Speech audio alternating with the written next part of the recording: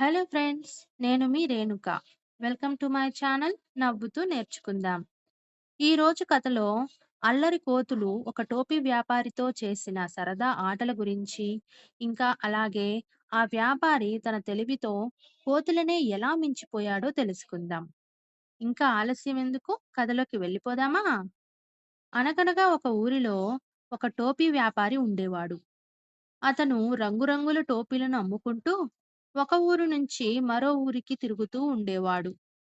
ఒకరోజు మధ్యాహ్నం ఎండ చాలా ఎక్కువగా ఉండడంతో ఒక పెద్ద చెట్టు కింద కాసేపు విశ్రాంతి తీసుకోవాలనుకున్నాడు. తన టోపీల బుట్టను పక్కనే పెట్టుకొని నిద్రపోయాడు. ఆ చెట్టుపై చాలా కోతులు ఉండేవి. వ్యాపారి గాఢ నిద్రలో ఉండగా ఆ చిలిపి కోతులు నెమ్మదిగా కిందకు దిగి వచ్చాయి. బుట్టలో ఉన్న టోపీలను ఒక్కటొక్కటి తీసుకొని తమ తలలకు పెట్టుకున్నాయి. తర్వాత చెట్టు మీదకు ఎక్కి కూర్చొని నవ్వుకుంటూ ఆడుకోవడం మొదలుపెట్టాయి. కొంతసేపటి తర్వాత వ్యాపారి నిద్రలేచాడు. బుట్టలో టోపీలు కనిపించకపోవడంతో ఆశ్చర్యపోయాడు.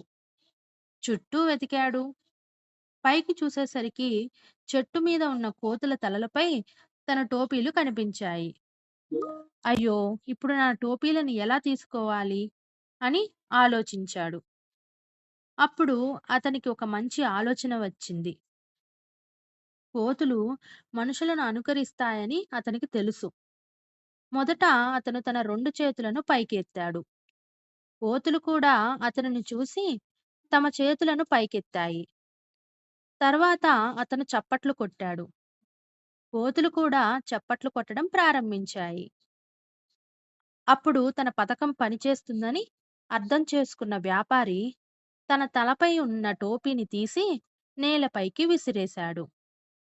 అది చూసిన కోతులు కూడా అతనిలాగే తమ తలలపై ఉన్న టోపీలన్నింటినీ తీసి నేలపైకి విసిరేశాయి. వ్యాపారి వెంటనే అన్ని టోపీలను ఏరుకొని తన బుట్టలో వేసుకున్నాడు. కోతులు మాత్రం ఆశ్చర్యంగా ఒకదానిని ఒకటి చూసుకుంటూ ఉండిపోయాయి.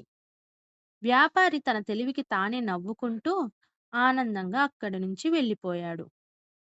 ఈ కథ నుంచి మనకు తెలిసిన నీతి ఏమిటంటే, సమస్య ఎంత పెద్దదైనా తెలివిగా ఆలోచిస్తే దానికి పరిష్కారం తప్పకుండా దొరుకుతుంది.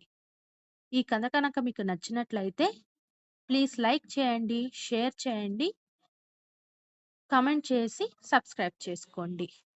మళ్ళీ ఇంకో కథలో కలుద్దాం. Bye friends.